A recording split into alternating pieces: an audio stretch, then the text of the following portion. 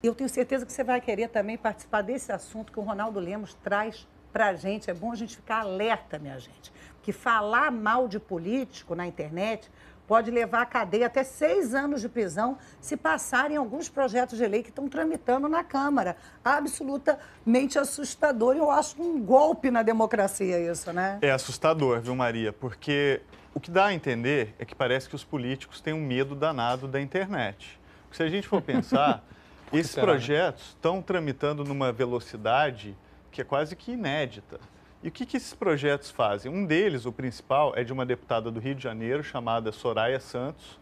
E, basicamente, ela aumenta as penas para quem faz crimes contra a honra na internet, duplicando essas penas, de modo que quem falar mal de um político na rede pode passar até 6 anos em regime fechado e, em alguns casos, transforma em crime hediondo. Então, é um negócio assim que é surpreendente. Agora, quem está preocupado pode ficar mais ainda, porque ainda a coisa ainda piora.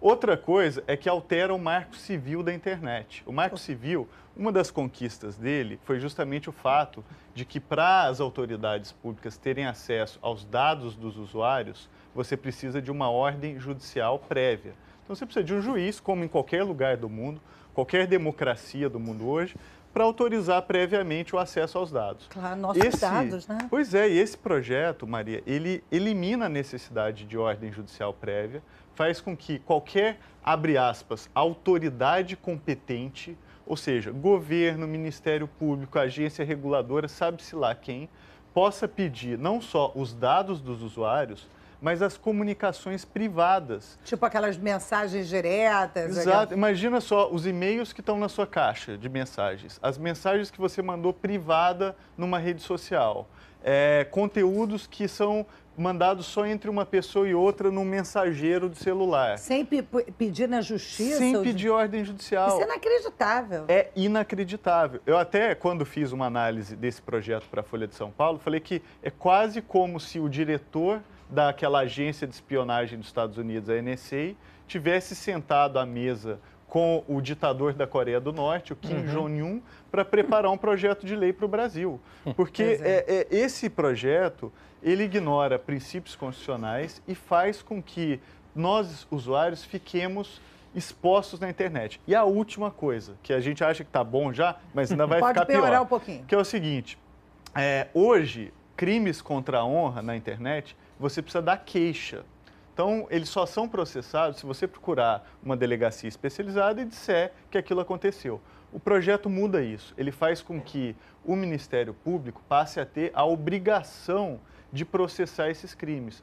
Qual que é a consequência disso? O Ministério Público vira advogado de político. Claro. O político, em vez de contratar um advogado e processar quem falou mal dele, usa a sua influência, chama o Ministério Público e o Ministério Público fica advogando para político. Então, quem está preocupado com o momento do Brasil hoje, onde a gente precisa ter liberdade de falar, ter liberdade de discutir, de fiscalizar, de buscar transparência, tem que ficar muito preocupado com esse projeto da deputada Soraya Santos. Porque eu acho que isso, se for aprovado, vai ser um retrocesso extraordinário aqui para o Brasil.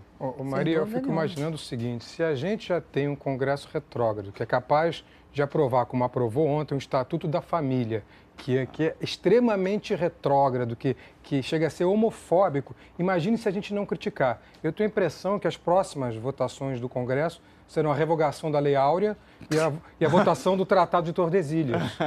É o que parece, que a gente está retroagindo no tempo, né? Pelo menos no século XXI, discutindo temas que já deveriam estar superados. E outra coisa, eu acho também que esse tipo de projeto não traz nada de bom para a democracia e muito pelo contrário, é que mais uma vez reforça aquela impressão, que é muito mais do que impressão para muita gente, de que há duas classes de cidadãos no país. Os políticos e os não políticos. E as suas mordomias, quando, na verdade, seus privilégios. O político, a gente se acostuma a falar assim, né? O político é a circunstância. Ninguém é um político, assim, não deveria ser, pelo menos, não deveria ter. O cara está ali representando interesses de um setor, de um coletivo, de uma parcela da sociedade, está ali para aprovar determinado tipo de projeto. O problema é que num país como o Brasil, com o nosso sistema, os políticos acabam se perpetuando e criando toda uma série de barreiras em volta deles, que tem a ver com facilidade de acesso de ensino. Então tem os auxílios todos. Reclamam muito as pessoas de vez em quando na internet do Bolsa Família, né? E quantas bolsas de auxílio há para a classe que circunstancialmente está ocupando lugares no Senado Federal ou na Câmara dos Deputados. Maria falou. Auxílio, as passagens para ir para voltar para a base, esse tipo de coisa. E não só isso, foro privilegiado. Por que você tem justiça? Nessa, mais uma vez, por que um crime contra a honra de um político na internet não pode ser julgado pelos meios legais, trâmites normais porque é que mais qualquer grave, pessoa se... do que uma ofensa contra difamar um pessoa. político do que difamar qualquer são cidadão. Figuras públicas, Né? Maria. Então, Isso. quer combater os crimes contra a honra na internet, excetua os políticos.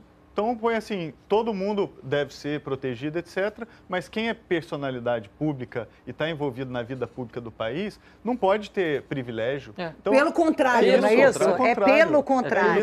Exatamente. Que é uma pessoa pública que serve ao público e se expõe por ser público. Faz parte da sua função. E que todo mundo deposita exposição. sua confiança Sem nela dúvida. por meio do voto. Então, nós todos somos fiduciários. Que Inclusive, parte da cidadania é exatamente fazer essas críticas. Não tem sentido nenhum. Porque a cidadania não é só o voto. A cidadania é você fiscalizar a pessoa em quem você votou. E para fazer essa fiscalização, você tem todo o direito de criticar as atitudes daquele parlamentar. Abaixo a mordaça.